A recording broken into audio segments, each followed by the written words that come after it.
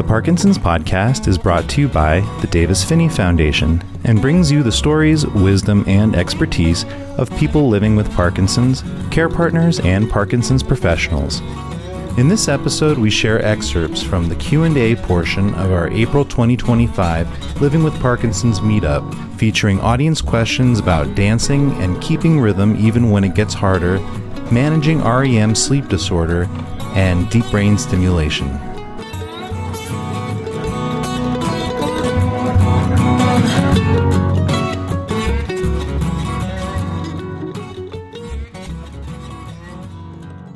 I've lost coordination between my arms and legs, and I can't participate in classes that I used to teach with regard to dance classes this person's talking about. So it's very frustrating for them. And the person wanted to know if any of us have lost our sense of rhythm. And if we have, how have we found a way to get it back? Is there any trick you've found to become more coordinated? I'll pick it up. I returned to drumming, to deal with my tremors. It was a conscious decision to go onto hand drumming. And I found that was a great way to deal with the tremors. And also in practicing my drum rudiments, there's advantage having Parkinson's because the single roll easily turns into a double roll. That's just one. I found that my tremors like certain music. So when I'm feeling really stiff, I put, like really drummy music. And my tremors like it. I mean, they even go with the beat. That's cool. I've never heard that before.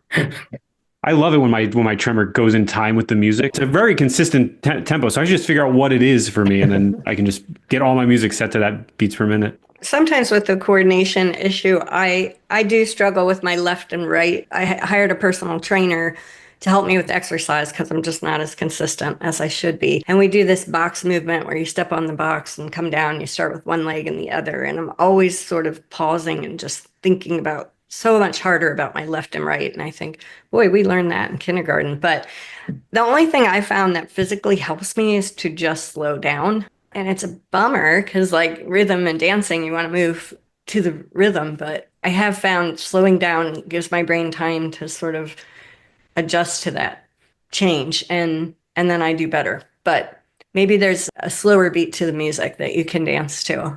I don't know. Every other beat.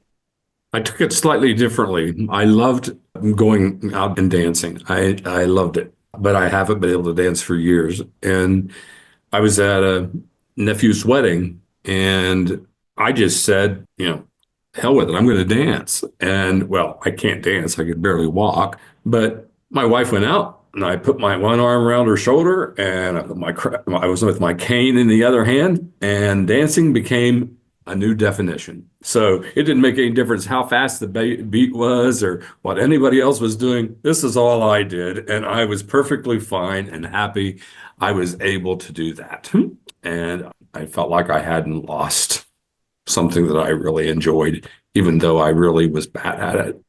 I just would like to circle back to that. Maybe we should stop caring so much. If it makes us feel good, let's do it and not judge ourselves so hard. I think it's hard when you're kind of an expert at something and you miss it and you want to get back to that. But maybe there's a new normal, maybe a new way for you to enjoy it. Maybe at a different tempo, maybe in a different setting. Maybe it's barefoot in the kitchen with your partner or your puppy or your best friends. But don't stop doing something you love because maybe you do it differently.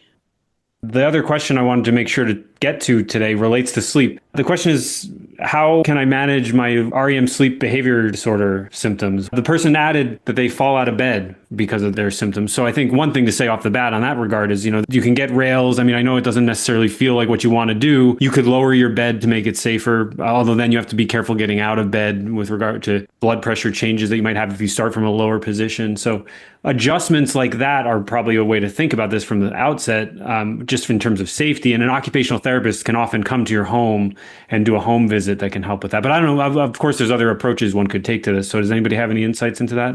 I think that's a tough one because I have an REM sleep disorder and I've fallen out of bed a number of times. And I wish there was a good solution to it, but it's a tough one. I think for me, it's the hardest or one of the hardest parts of Parkinson's is sleep problems and not getting to enough sleep and sleep disruption. So that's probably not a good answer for someone who's looking for good ideas, but maybe someone else has better ideas. I think some of the practical things, Chris, the OT home eval is probably a great idea, but making your actual environment just safer for yourself in case you do have falls or you're trying to maneuver, basically between your bed and your bathroom. How do you make that safer or more accessible for yourself? Being careful with like rugs and side tables and all the pretty things. Things can be pretty, but maybe they're safer up higher. That's what I like to say. So, food for thought.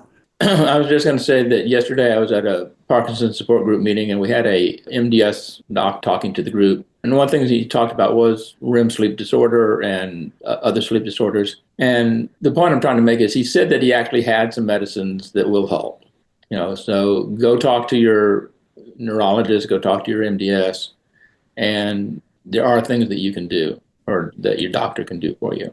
Yeah, I want to plug one quick observation about that, because absolutely right that there are some treatments that may help. However, if you search the internet for this, you might find that there was a recent guidance from an association of sleep medicine physicians that says not to use some of the dopaminergic medications that we take for Parkinson's for the purpose of dealing with REM sleep behavior disorder. And I've spoken with a couple movement disorder specialists that say, well, yeah, maybe that's true in a general population, but that is not appropriate guidance for people with Parkinson's from the perspective of people I've spoken with about this who are movement disorder specialists. Now, that's just to say, be careful if you go to your primary care doctor and you get advice, make sure to check with your movement disorder specialist about interactions with regard to the medications that might be used for that purpose, and don't necessarily think that general advice is appropriate for people with Parkinson's. Well, we have a couple other questions that are tricky, and I just want to run through them real quickly just to get them out there for the people who ask them. I say tricky just because we can't really go into too much depth about them. One of the questions was, why, because I have DBS, am I so frequently ineligible for clinical trials? And that's a really complicated question, but I think the answer, I'm sure somebody has another perspective on this, but I think it's just, usually I would assume the answer relates to wanting to have as much control over what's causing an effect on a symptom that they might be trying to track in the trial. And so if you have DBS, it complicates that potentially. But I don't know if anybody else has any insight into trial enrollment relative to DBS, but it's usually about just the stability of the design of the trial. And that's the end of our question list for today. So I think we'll wrap now, and I just want to say thank you again for joining us today. Thank you for joining us for this episode of the Parkinson's Podcast. For more information about the Davis-Phinney Foundation and to learn about educational offerings and community events for people affected by Parkinson's, please visit davisfinneyfoundation.org or dpf.org. This content includes information, insights, and opinions from our Parkinson's community. The views expressed are those of individual participants and do not constitute medical advice. This content is not intended to substitute for the guidance, advice, or recommendations of your personal healthcare providers.